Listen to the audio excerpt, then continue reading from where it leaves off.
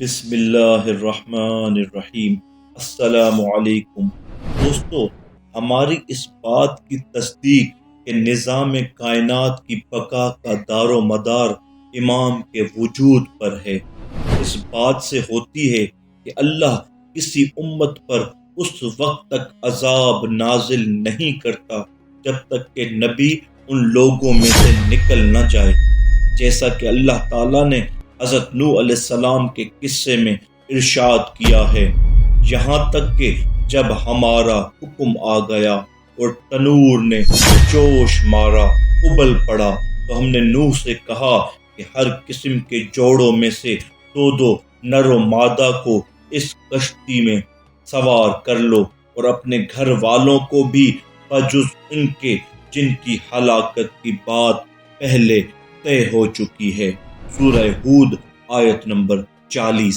دوستو، پس اللہ نے حضرت نوح علیہ السلام کو حکم دیا کہ تم مومنین کو لے کر ان کے درمیان سے ہٹ جاؤ اور ان کے ساتھ مخلوط نہ ہو۔ پھر ارشاد ہوتا ہے، اور ظالموں کے بارے میں مجھ سے کوئی بات سفارش نہ کرنا، کیونکہ یقیناً یہ سب لوگ غرق ہو جانے والے ہیں۔ سورہ ہود آیت نمبر 37۔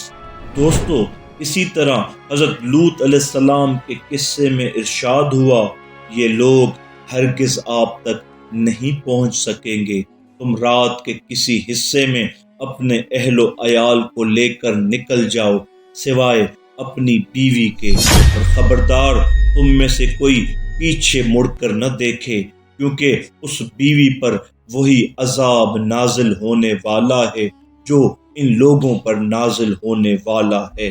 سورہ ہود آیت نمبر 81۔ دوستو، پس اللہ نے جناب لوط کو عذاب نازل کرنے سے پہلے ان کے درمیان سے نکل جانے کا حکم دیا، کیونکہ جب تک حضرت لوط ان کے درمیان رہتے عذاب نازل نہ ہوتا۔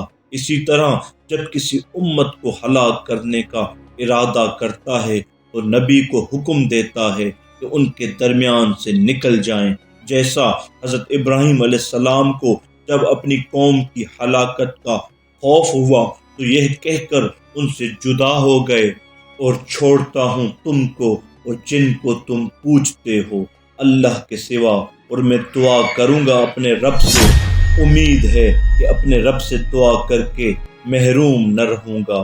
پھر جدا ہوئے ان سے اور جن کو تم پوجتے تھے اللہ کے سوا۔ سورہ مریم آیت نمبر 48-49۔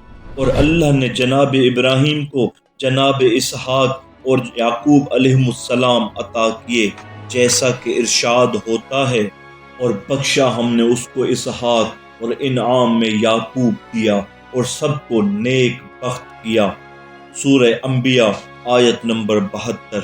اور اللہ نے حضور اکرم صلی اللہ علیہ وآلہ وسلم کے لیے ارشاد فرمایا، اور اللہ ہرگز نہ عذاب کرتا ان پر جب تک تو ان میں رہتا۔